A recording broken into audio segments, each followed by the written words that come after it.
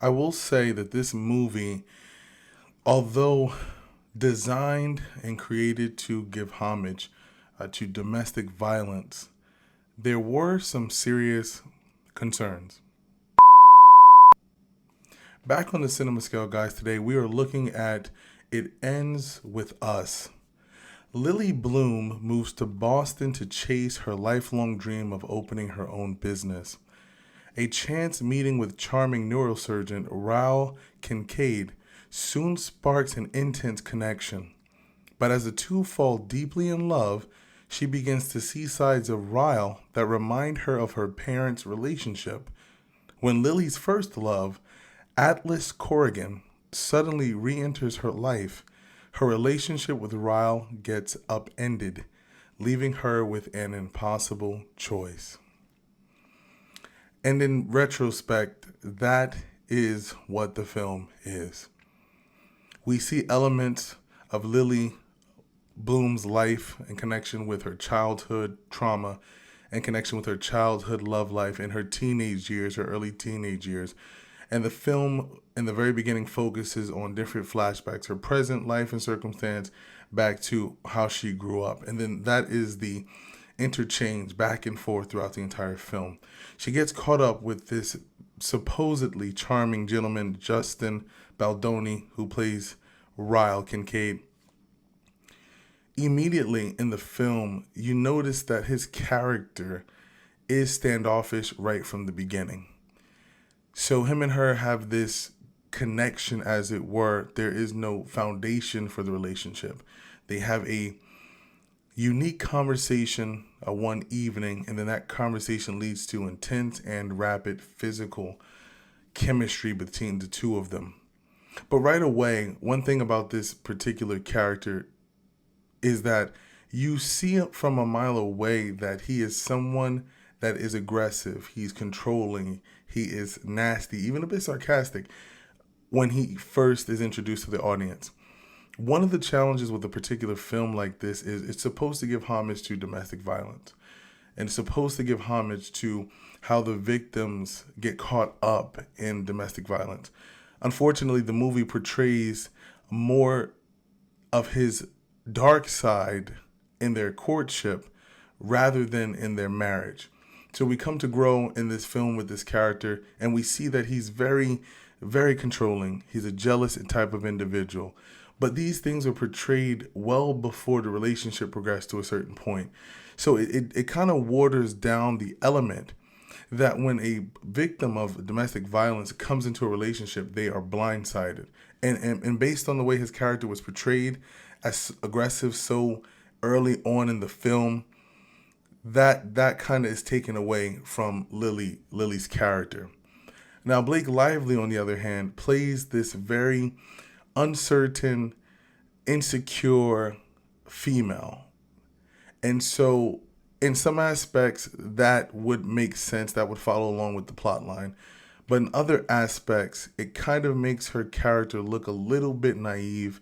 The way she's portrayed in this film, there is no independence for her character as a woman. She's kind of having issues making a decision emotionally. She has trauma that she hasn't dealt with. And so all of these things create the perfect storm in their relationship and leads them to the theme of our entire film.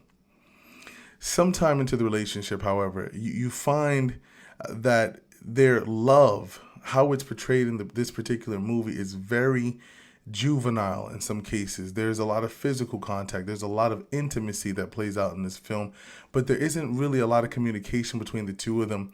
There's a lot of things that go on, progressed in the film, dragging slowly, if you will, because of the fact that there's no foundation for their relationship.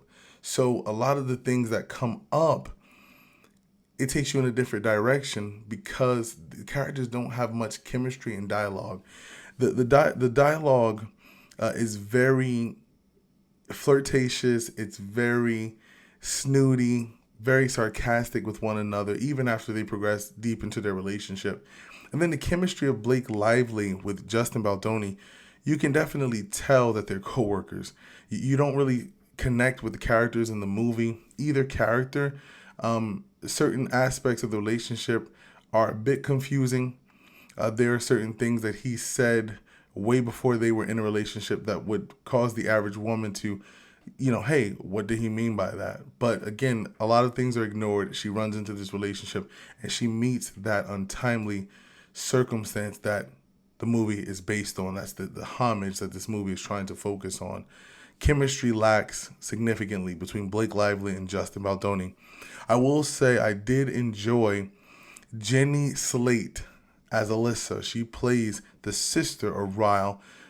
And so her support is vital to upholding a film that gives attention to domestic violence. A person going through such hardship needs a support system. So it was vital that they picked someone who was close to the character of Lily so that she can be able to have that support system that she needs to create a more realistic element to bring this film to fruition, to really make this story more believable and bring it home closer to the audience in particular.